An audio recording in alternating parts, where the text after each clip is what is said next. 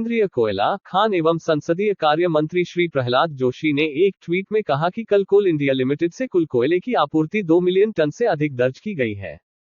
श्री जोशी ने यह भी कहा कि बिजली संयंत्रों के पास पर्याप्त भंडार सुनिश्चित करने के लिए बिजली संयंत्रों को कोयले की आपूर्ति में और भी वृद्धि की जाएगी।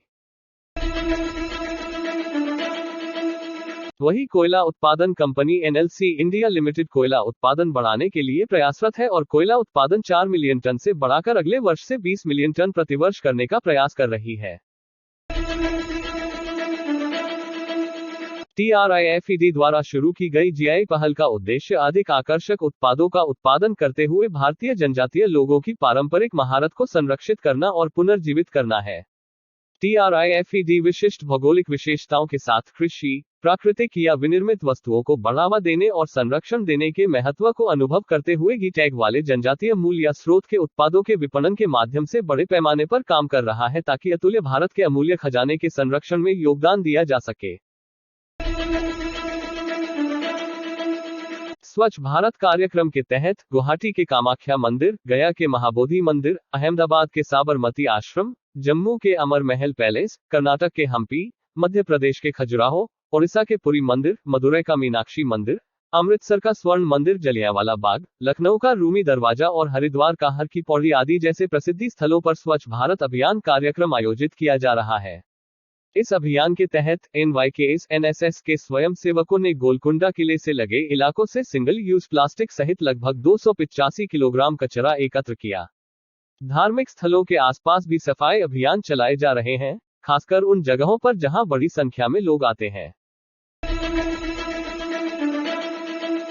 चीन ने उपराष्ट्रपति एम वेंकैया नायडू की अरुणाचल प्रदेश यात्रा पर आपत्ति जताई है।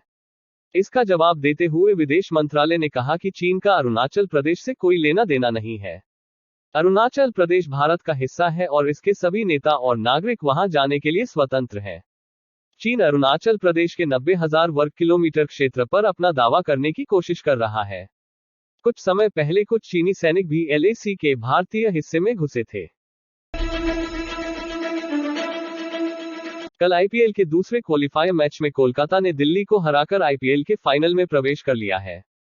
कोलकाता ने टॉस जीतकर दिल्ली को पहले बल्लेबाजी का मौका दिया। दिल्ली ने 5 विकेट के नुकसान पर 135 रन बनाए और कोलकाता को 136 रन का लक्ष्य दिया। कोलकाता ने 7 विकेट के नुकसान पर 136 रन बनाए। कोलकाता को आखिरी ओवर में 7 रन बनाने थे, जो आखिरी 2 गेंदों में 6 रन के स्तर तक चला गया। दूसरी आखिरी गेंद पर राहुल त्रिपाठी ने शानदार छक्का लगाया और कोलकाता के लिए मैच जीत लिया। केंद्र सरकार ने BSF को पाकिस्तान और बांग्लादेश की अंतर्राष्ट्रीय सीमा से 50 किलोमीटर के इलाके में अपना ऑपरेशन करने का अधिकार दिया है। कश्मीर में हाल ही में हुई हत्या के बाद ऑपरेशन का दायरा बढ़ा दिया गया है, यह सोचकर कि इससे BSF को आतंकवादियों को देश में प्रवेश करने से रोकने के लिए और अधिक शक्ति मिलेगी। इस ऐलान के बाद कैप्टन अमरिंदर सिंह ने सरकार को बधाई दी है, जबकि पंजाब के CM चन्नी ने इस आदेश पर आपत्ति जताई है। पंजाब के CM ने कहा कि यह राज्यों के अधिकारों का अतिक्रमण है और ऐसा नहीं होना चाहिए था। जेफ बेजोस की ब्लू ओरिजिन ने 5वीं बार अंतरिक्ष यात्रा सफलतापूर्वक पूरी की है। इस ऑपरेशन में 4 लोग शामिल थे, जो कनाडा के अभिनेता विलियम शेटनर, ब्लू ओरिजिन के उपाध्यक्ष एड्रयू पॉवर्स, प्लांट लैब के कोफाउंडर क्रिस बाशवेजन और मेडिडेटा के कोफाउंडर ग्लेन डेविरिस हैं। विलियम शेटनर 90 साल की उम्र में अंतरिक्ष में जाने वाले सबसे उम्रदराज व्यक्ति बन गए हैं। लॉन्च से लेकर लैंडिंग तक का पूरा ऑपरेशन 11 मिनट का था, जिसमें से 3 मिनट अंतरिक्ष में थे।